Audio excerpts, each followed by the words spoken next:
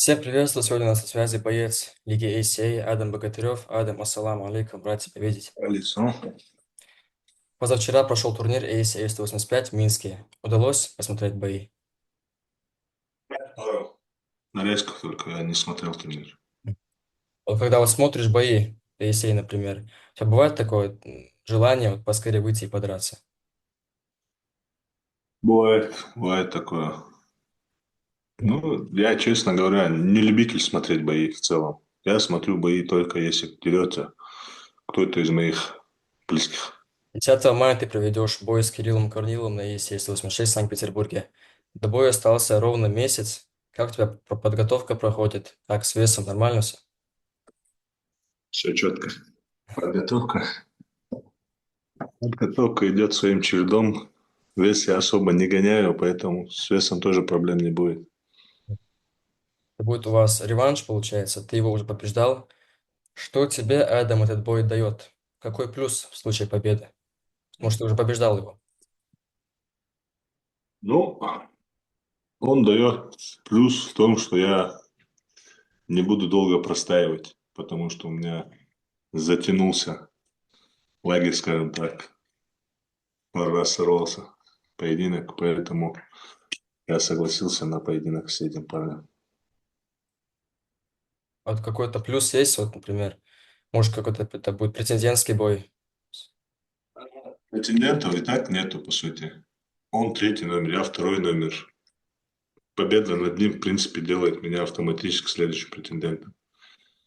Так что, наверное, да, это есть плюс. Так, ничего нового в этом нету, по сути. Недавно ESA провели церемонию награждения за достижения в прошлом году. Там присутствовали ты и Кирилл Корнилов. У вас довольно такая интересная беседа получилась. Ты сказал, что уничтожишь его. Как ты вообще вот представляешь себе этот бой? Я вот имею в виду, каким способом видишь свою победу? В первом бою ты победил его удушающим приемом. Ну, я думаю, я его выиграю техническим нокаутом, добиванием, скорее всего. А чемпионский раунд подойдет? Думаю, что нет. В этот раз, думаю, нет. В тот раз был как раз таки четвертый раунд. И было, скажем так, не совсем приятно находиться в этом раунде. Поэтому в этот раз надо раньше заканчивать. На церемонии звания «Медиа-боец года» забрал Вартан Асатрян. Согласен с этим? Ну, наверное, раз его объявили победителем, так и должно было быть, раз приняли такое решение. Но я считаю, что я как минимум должен был быть номинирован, быть участником и в этом звании, и в звании Submission года. Потому что я считаю, что наша команда сделала довольно-таки много для того, чтобы быть и на этом мероприятии объявленном. А там победить или не победить, это уже второй вопрос. Ты вроде бы говорил, что перед боем преподнесешь какой-то подарок Кириллу. Придумал какой? Например, ты Пока Евгению что думаю. пояс дарил картонный.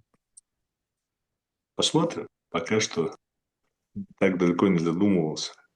Что-то будет интересно.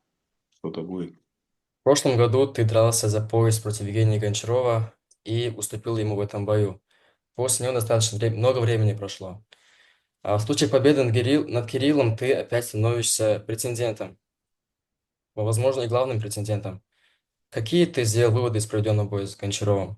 Вот что послужило причиной такого выступления от тебя? Ну, не совсем ожидаемого. Много.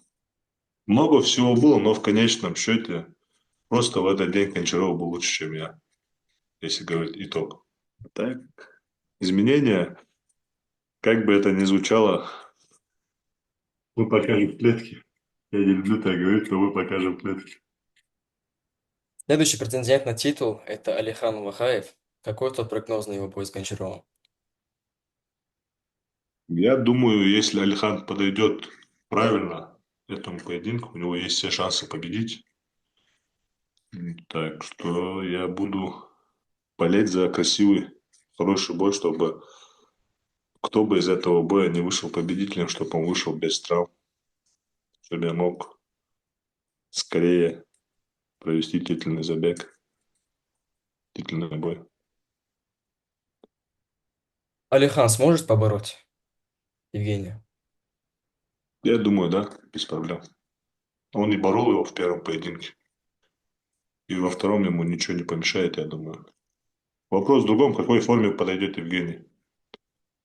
В бою со мной он был чуть другим, нежели в бою там, с тем же Алиханом и с тем же Визигиным. Вот как раз вот про Визигина, также в ростере еще есть Антон Визигин. Он такой спорный бой провел с Гончаровым. Можно ли его назвать одним из главных претендентов на бой за пояс? По сути, любой из топовой пятерки может себя называть претендентом. Просто нужно одержать одну победу каждому.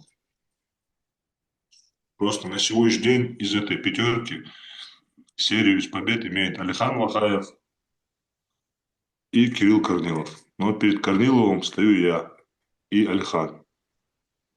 Поэтому, по сути, любой может быть претендентом, если он одержит одну победу. Такую значимую, скажем так. Да, э, не над человеком, который находится там вне рейтинга, если можно так сказать. Веролет, ты должен был подраться с Тони Джонсоном, но ваш с ним бой не состоялся. Это уже вторая отмена вашего боя. Тебе еще интересен бой с ним? Честно говоря, не знаю, интересен ли этот поединок. Э, Вдруг он снова потеряет паспорт. Это будет чуть-чуть обидно, потому что я очень долго готовился. Это неприятно, когда ты в неделю боя находишься в неведении, будет у тебя бой, не будет у тебя боя. Тебе говорят, держи себя в форме, возможно, ты выйдешь на замену, мы тебя найдем. И по факту там, в 12 часов дня, когда у тебя уже должен состояться бой, тебе говорят, мы не смогли найти тебе соперника. Это, мягко говоря, неприятно. Немалого шума вокруг лиги навел Пуя Рахмани. Ты видишь у него какие-то шансы на завоевание чемпионского пояса? Какие-то вот перспективы видишь у него? Как бойца, как Юра оцениваешь? Рахмани может, почему нет? Как я выше сказал, любой может иметь шанс, особенно в нашем весе. Ему нужно провести поединок с кем-то, кто сейчас находится не на спаде, чтобы называться претендентом. Вот и все. Если он одержит уверенную яркую победу, он тоже автоматически становится человеком, который может называть себя претендентом. Вот он вызову кидал чемпиону Гончарову. То у него шансы есть в этом бою. Ну, вызовы он может кидать, но будучи человеком, который побил непонятно кого, а потом одолел человека, у которого сахарный диабет, и который последние несколько боев, э, скажем так, переживает не лучшие времена, считать себя претендентом, это как минимум тупо. Так что я думаю, он чуть торопится, скажем так. Но Лиге, наверное, это интересно, потому что он один из немногих, кто не дрался за пояс. И он не иностранец. Как бы.